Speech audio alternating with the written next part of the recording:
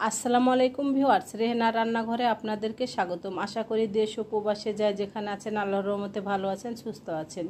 আজকে আমি আবার একটা দারুণ মজার রেসিপি নিয়ে চলে এসেছি। আজকে আমি লেয়ার মুরগি বা হাড় চিকেন দিয়ে বুটের ডাউল রান্না করে দেখাবো।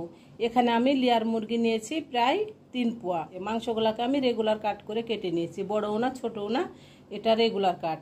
আমি চামড়া সহ নিয়েছি, আপনারা চাইলে চামড়াটা ফেলে দিতে পারেন। তাহলে চলুন কথা না বাড়ে কিচেনে যাওয়া যাক। চুলায় আমি হাঁড়ি বসিয়ে দিয়েছি, এবার আমি দিয়ে দেবো তেল। এখানে আমি দিয়ে দেবো রেগুলার তেল, সোয়াবিন তেল।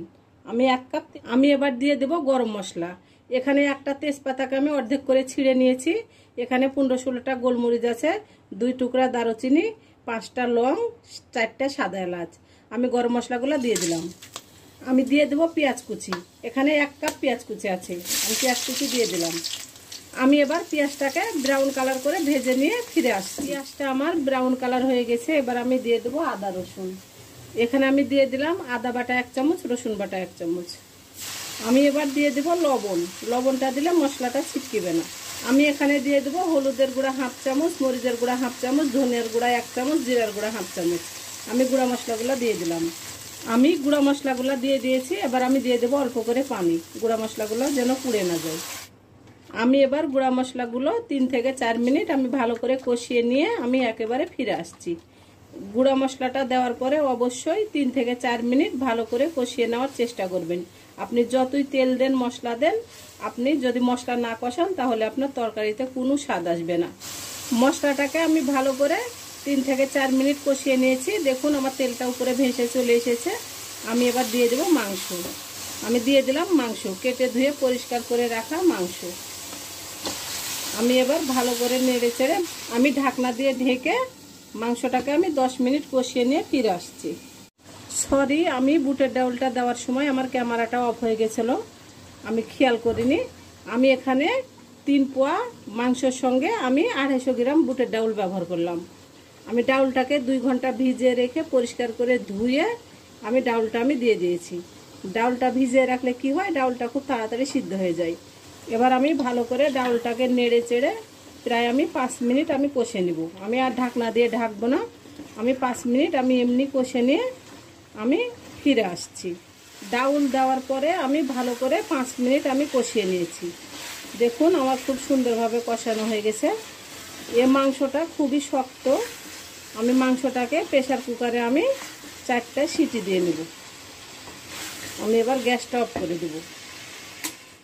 মাংসগুলা এবার আমি প্রেসার কুকারে আমি ঢেলে নেব। আমি এবার দিয়ে দেব পানি। আমি এখানে ফুটান্ত গরম পানি দিয়েছি।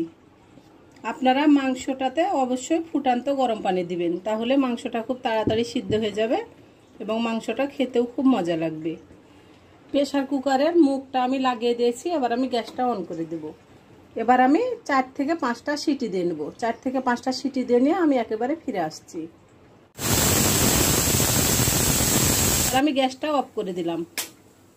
গ্যাসটা আমি অন করে দিয়েছি। আমি এবার দিয়ে দেবো তেল। এখানে আমি 1/2 কাপ সোয়াবিন তেল দিয়ে দিলাম। আমি দিয়ে দেবো 4টা বড় রসুনের কোয়া, আমি কুচি কুচি করে কেটে নিয়েছি, দিয়ে দিলাম। আমি দিয়ে দেবো 1টা বড় সাইজের পেঁয়াজ, আমি কুচি কুচি করে কেটে নিয়েছি, আমি দিয়ে দিলাম। আমি এবার এগুলাকে ব্রাউন কালার করে ভেজে নেব।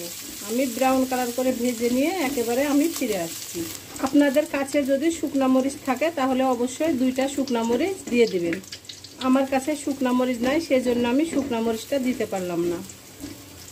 পেঁয়াজটা আমার ব্রাউন কালার হয়ে গেছে। এবার আমি বুটের ডাউল আর মাংস আমি দিয়ে দিই। বুটের ডাউল আর মাংসটা আমার ভালোভাবে সিদ্ধ হয়ে গেছে। আমি প্রেসারের মুখটা খুলে নিয়েছিলাম, দেখুন কি সুন্দরভাবে আমার সিদ্ধ হয়ে গেছে। আমি এবার দিয়ে দিলাম বুটের ডাউল আর মাংস। দিয়ে দিলাম 4টা কাঁচামরিচ। এটাতে ঝাল হবে না, এটা একটা ফ্লেভার সুন্দর করবে। আমি দিয়ে দেবো 1/2 চামচ ভাজা জিরার গুঁড়া। নামানোর আগে ভাজা জিরার গুঁড়াটা দিলে যে কোনো তরকারি খেতে অসম্ভব মজা হয়, তাই নামানোর আগে ভাজা জিরার গুঁড়াটা দেওয়ার চেষ্টা করবেন। 5 মিনিট আমি রান্না করে একেবারে আমি ফিরে আসছি। আমি বুটের ডাউলটা হাড় চিকেন বা লেয়ার মুরগি দিয়ে রান্না করলাম।